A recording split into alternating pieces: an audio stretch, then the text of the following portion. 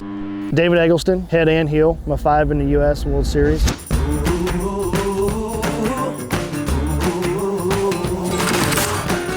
You know, a few years ago, I was kind of struggling with my roping. I was splitting a lot of horns, didn't have much consistency. Won some here and there, but didn't get a whole lot done. I took a few years off because I was pretty frustrated and roped a little bit here and there, but I got so sick of not winning and not catching and donating every weekend. My wife and I took the kids out to Vegas one year for the World Series just to go out and watch the finale.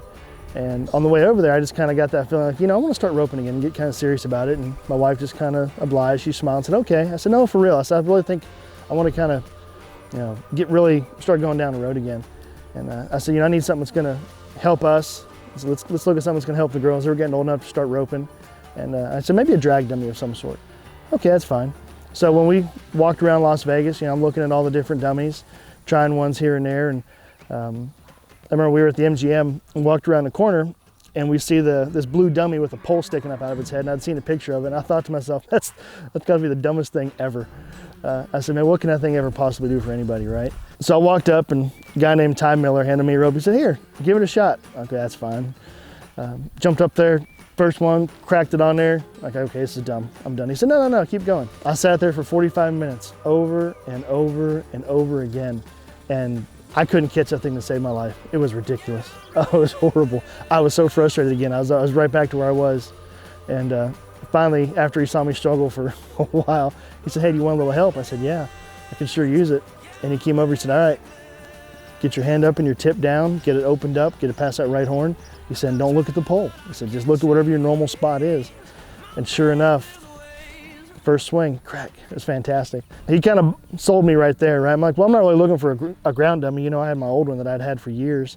He said, well, here's the deal. You know, if you buy the sled, this comes with it. And I was like, well, talk to me about your sled.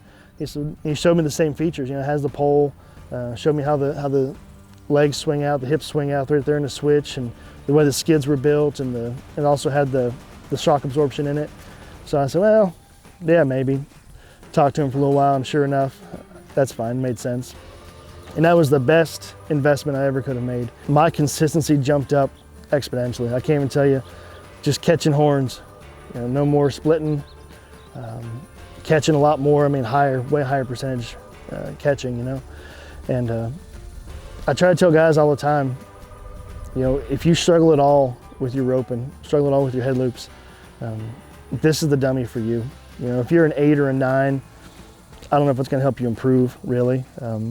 Although I've seen some high-numbered guys struggle with the pole in, reaching from a little ways back, so I don't know, take it for what it's worth, right? You know, the funny part is, I'm not much of a heeler, I'm really not, but just roping this dummy, it's brought my consistency up on the heel side as well. With that 3-in-1 dummy, you have to rope it right, you really do. You can't cheat it at all. The time I spend on the sled as well, it's really helped me a bunch. With being able to set those feet lower to the ground is huge for me. I mean, you can put it way off the ground, but that's easy. I mean, my little girl can, you can bring those feet up and she can catch that thing, you know, but bring those feet down, put the head down in that runner position, having a head that you can adjust that much, that's practice, that's valuable. Being able to cock that right horn down, that's a hard shot. I know a lot of headers that struggle with that. I mean, this dummy takes guys like me and gives them the consistency. You know, it's one thing if you have a pro that works with you all the time, that's phenomenal, that's awesome, but when they're not around, do you have a dummy that tells you whether you're doing it right or wrong? That's my question. You know, this dummy, if you rope it wrong, it tells you immediate feedback. If you're roping it right, you get immediate feedback. To me, that's kind of like having somebody right there telling you yes or no on every swing, right? I mean, I think that's pretty valuable.